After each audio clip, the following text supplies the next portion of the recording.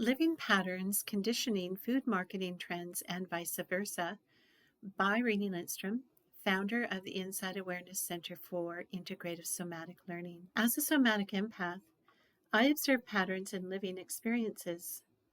Living and participating in a community for a few decades and experiencing a couple shifts in the direction of food options grocery store retailers have taken is one to reflect on. It is a perfect example of social conditioning. This is a pattern I recognize. I was a partner with someone who started an organic wholesale food company. I became familiar with the local health food stores that carried a completely different range of product than local markets. As the number of health food stores grew, even to the point of becoming chain stores themselves, it sparked the interest of a locally owned chain of grocery stores. I remember being told of the president of this store touring a health food store after they enlarged their strip mall space to 3 units.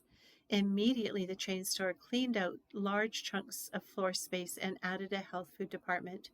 They increased bulk foods or installed them, brought in brands of vitamins and supplements and healing products like flower essences, essential oils, massage oils, and sports supplements, etc. They did such a good job that the smaller health food stores began to close. It started with the ones that shared the same strip mall complex. Now, if you Google health food stores in my community today, maybe 3 come up. There are 2 in the greater community. As a wholesaler of organic foods once, I can state that there were many more independent stores. These grocery store chains are now reducing the size of their health food sections. If you go in, their bulk food is largely candy and snacks. They have a small selection of dry goods, yet there are gaps. In the chain that specifically went after the local health food store market share, they have shifted their community focus as they are no longer locally owned. I don't believe the ownership is Canadian. The focus of the grocery stores in our local community has shifted once again. Now the focus has changed in demographics and presentation. There is a local chain at risk which has always catered to this demographic, yet it is now getting stiff competition. The intention here is to reflect on how consumer spending is redirecting large grocery stores to shift their marketing and product once they recognize the shift. In shifting, they are putting independent stores out of business. Besides the loss, this pattern demonstrates they have no intention to hold the product focus if a better opportunity comes along. This means the community experiences another loss. The product that was easily available with competitive pricing is gone.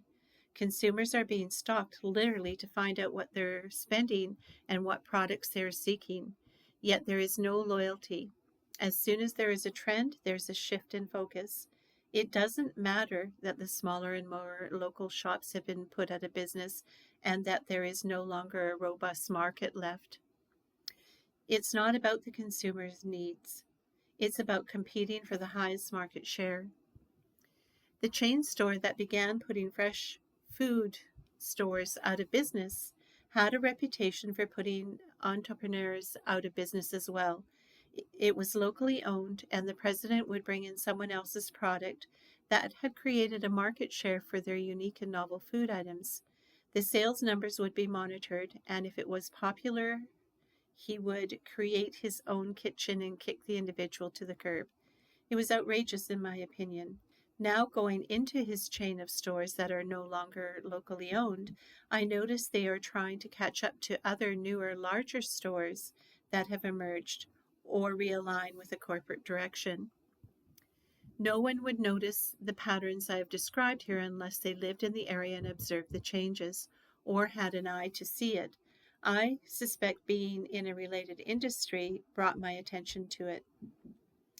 This is a great example to share as a pattern that is emerging. In this pattern, the changes were consumer-driven as outlined in the beginning. A shift is happening that suggests this focus on consumer spending is shifting to being corporately driven. I write this as I am witnessing products disappear off the shelves. When I inquire about a common product, The person I ask will not know what the product is nor have any incentive to at least try and meet my needs.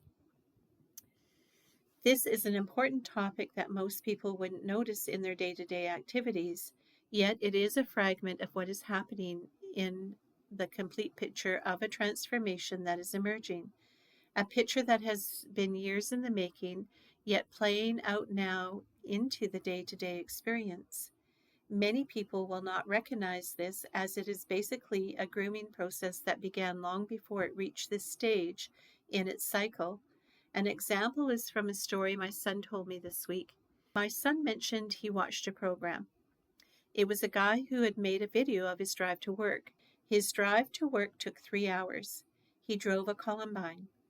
He drove the machine for 8 hours and then drove 3 hours back so he could sleep. I was stunned. What once held many farms and communities was a large field now. This isn't the Canada I knew. I asked myself, where have I been? How come I didn't know this? I could continue and ask where all the farmers that worked the land are. Are these the ones in fenced communities up island? What will they leave their grandchildren or great-grandchildren? It's certainly not the land or stability. Are we ready to reflect on this? Is it time to pause and check in, to ask ourselves if this is the right direction or even where this is leading? Please like and subscribe if you enjoyed this content. Follow our socials on Facebook, LinkedIn, Instagram, TikTok, X, Pinterest, or Tumblr. I'll catch you on the next one.